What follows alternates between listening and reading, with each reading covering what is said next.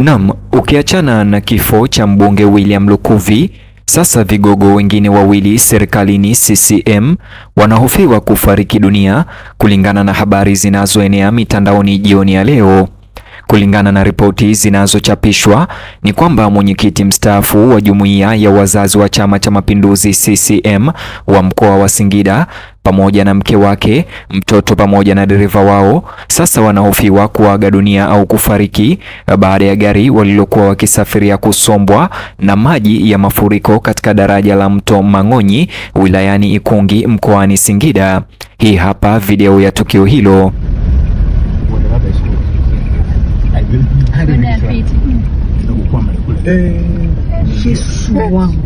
Tena tukiachana na tukio hilo, wakili mkubwa wa serikali ya CCM ameaga dunia pia usiku wa jana mnamo tarehe 28 Jumamosi. Kama kawaida yetu, kabla tusonge mbele, nifahamishe unanipata vizuri au unanisikiliza ukiwa wapi. Kama upo nje ya nchi, niambie unanipata vizuri ukiwa taifa gani, na kama upo humo katika taifa letu la Tanzania, basi niambie unanipata vizuri ukiwa mkoa au maeneo gani. Taifa la Tanzania kwa mara nyingine tena limegubikwa na mvutano, hofu na sintofahamu kufuatia wimbi la taarifa za kutatanisha zilizoibuka saa chache baada ya ibada ya kuagwa kwa mbunge William Vangimembe Lukuvi aliyefariki hivi majuzi. Wakati nchi ikiendelea kuomboleza kifo chake cha ghafla William Lukuvi, madai mapya yalianza kuenea kwa kasi katika mitandao ya kijamii yakidokeza kuwa watu mashuhuri zaidi waliohusishwa na chama tawala cha Chama cha Mapinduzi CCM wameweza pia kupoteza maisha katika mazingira ya kusikitisha na yasiyoeleweka. Muda wa ripoti hizi umezidisha wasiwasi wa wananchi, huku wananchi wengi wakihoji iwapo nchi inashuhudia matukio ya bahati mbaya au jambo la kutisha zaidi linalojitokeza nyuma ya pazia.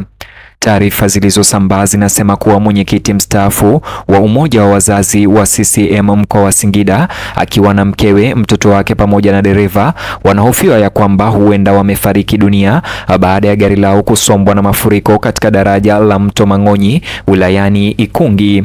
Mtazamaji, ripoti hizi ziliweza kusambazwa na mwanaharakati Hilda Newton ambaye kupitia chapisho lake na video ya udhibitisho aliyoipakia ilionyesha wazi gari hilo likiweza kuzama katikati ya mafuriko, huku akiandika hivi nikimnukuu: mwenyekiti mstaafu wa jumuiya ya wazazi wa Chama cha Mapinduzi CCM mkoa wa Singida Bwana Yusuf pamoja na mke wake pamoja na mtoto na dereva wao wanahofiwa kufariki dunia baada ya gari walilokuwa wakisafiria kusombwa na maji katika daraja la Mto Mang'onyi wilayani Ikungi mkoani Singida.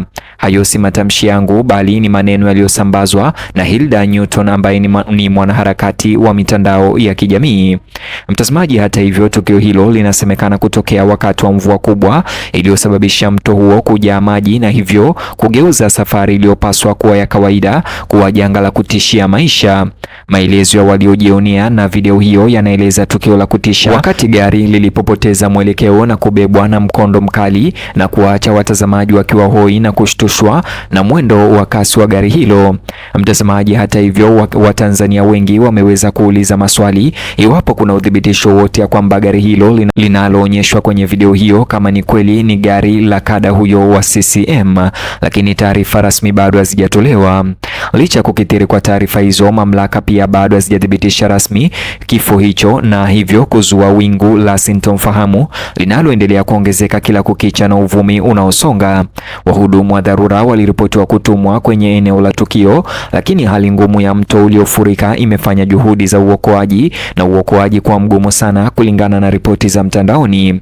Kukosekana kwa mawasiliano ya wazi kutoka kwa viongozi kumezidisha minong'ono iwapo taarifa hizo ni za kweli au ni uvumi, huku Watanzania wengi wakigeukia mitandao ya kijamii ili kupata habari mpya kuhusiana na tukio au madai hayo, mara nyingi wakikumbana na taarifa zinazokinzana na zisizo na udhibitisho.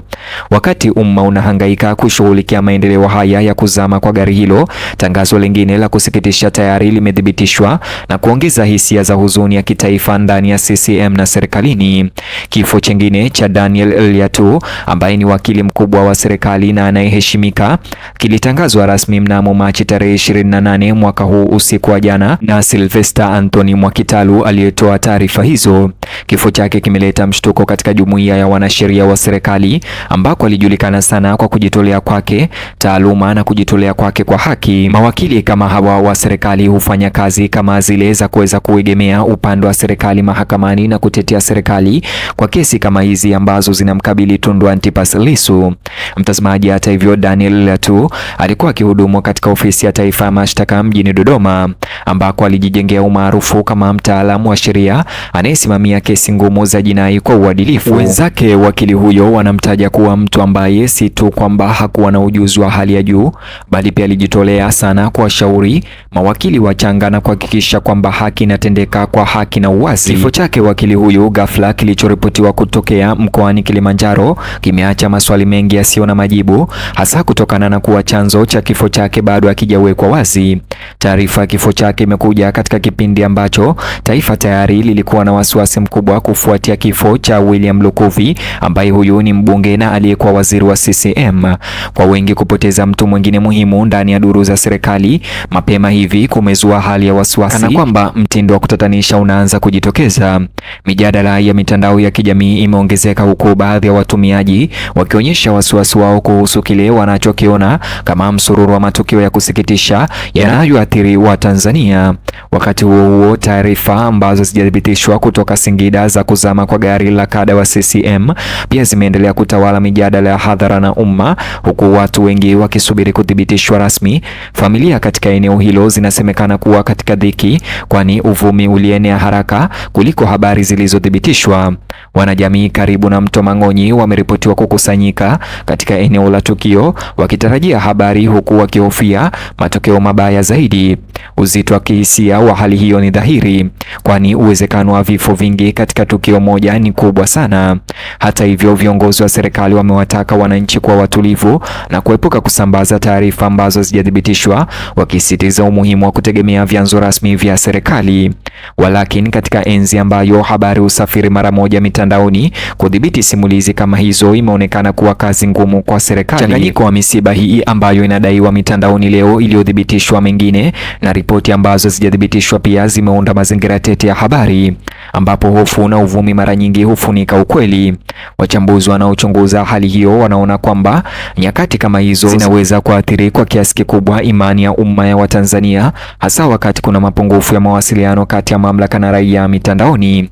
Kuchelewa kudhibitisha au kukanusha tukio la Singida kumelalamikiwa na baadhi ya watu kuwa kunachangia hofu isiyo ya lazima na uvumi kuzidi kuendelea.